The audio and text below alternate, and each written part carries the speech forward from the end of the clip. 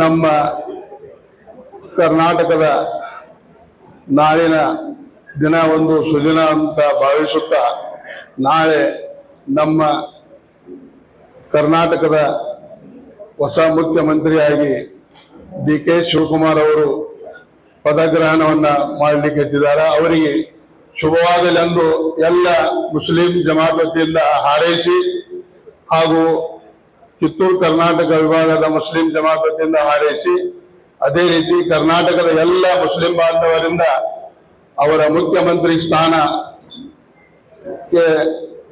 ಆಶೀರ್ವಾದ ಎಲ್ಲ ಮುಸಲ್ಮಾನ್ ಬಾಂಧವರದ್ದು ಇಲ್ಲ ಅಂತ ಹಾರೈಸುತ್ತಾ ನಾವು ಇಲ್ಲಿ ಸೇರುವುದು ಏನಪ್ಪಾ ಅಂತಂದ್ರೆ ನಮ್ಮ ಉತ್ತರ ವಲಯದ MLA ಆದಂತ ರಾಜು ಶೇಖ್ ಅವರು, ಆಸಿಫ್ ರಾಜು ಶೇಖ್ ಅವರು ಅವರ ಯಾವ ರೀತಿ ಅದಾರ ಅನ್ನೋದು ಎಲ್ಲರಿಗೂ ತಿಳಿದಂತ ವಿಷಯ ಅದ. ಯಾವುದೇ ಒಬ್ಬ ಮನುಷ್ಯ ಅವರ ಹತ್ರ ಹೋದ್ರೆ ಅವರ ವಿಚಾರ, ಅವನ ಕಷ್ಟ ಕಾರ್ಪಣ್ಯಗಳನ್ನು ಆಲಿಸಿ ಅದನ್ನ ಪೂರ್ತಿ ಮಾಡುವಾಗ ಅವ್ರು ಬಿಡುವುದಿಲ್ಲ. ಅವ್ರ ಹಿಂಬಾಲಕರನ್ನ ಆ ವಿಚಾರದಲ್ಲಿ ಹಚ್ಚಿ ಇಡೀ ನಮ್ಮ ಈ ಬೆಳಗಾವಿ ಕ್ಷೇತ್ರದ ಎಲ್ಲ ಜನರ ಮನಸ್ಸನ್ನ ಗೆದ್ದಿದ್ದಾರೆ.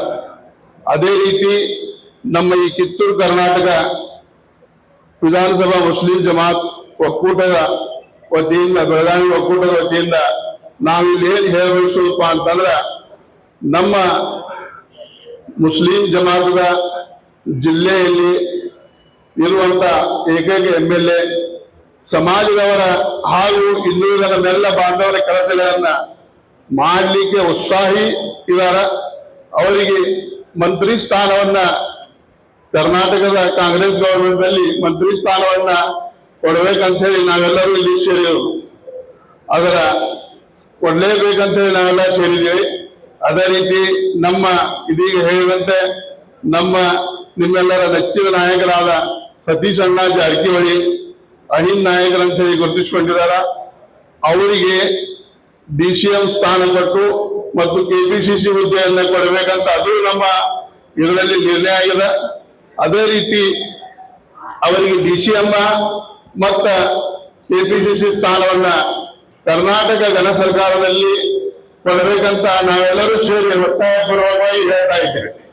ಇಡೀ ಮುಸಲ್ಮಾನ್ ಬಾಂಧವರು ಎಲ್ಲರೂ ಸೇರಿ ಸತೀಶ್ ಅಣ್ಣ ಜಾರಕಿಹೊಳಿ ಅವರಿಗೂ DCM ಹುದ್ದೆಯನ್ನ ಕೊಟ್ಟ, KPCC ಹುದ್ದೆ ಅವರಿಗೆ ಕೊಟ್ಟ ಕರ್ನಾಟಕ ಕಾಂಗ್ರೆಸ್ ಗವರ್ಮೆಂಟ್ ಅಲ್ಲಿ ಅವರಿಗೆ ಉನ್ನತ ಸ್ಥಾನವನ್ನು ಕೊಡಬೇಕಂತ ನಾವು ಆಶಿಸಿದೀವಿ. ಕೊಡ್ತಾರಂತೂ ನಾವು ಭಾವಿಸಿದೀವಿ ಎಲ್ಲ ಮುಸಲ್ಮಾನ್ ಬಾಂಧವರು.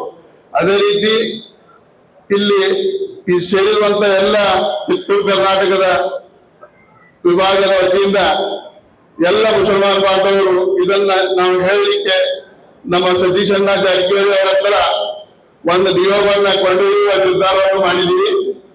ಅವರನ್ನ ಭೇಟಿಯಾಗಿ ನಮ್ಮ ಈ ನಿರ್ಧಾರವನ್ನು ತಿಳಿಸ್ತೀವಿ ಅಂತ ಹೇಳಿ ತಮ್ಮೆಲ್ಲ ಮುಂದೆ ಸಾಗರಪಡಿಸ್ತಾ ಇದ್ದೀವಿ.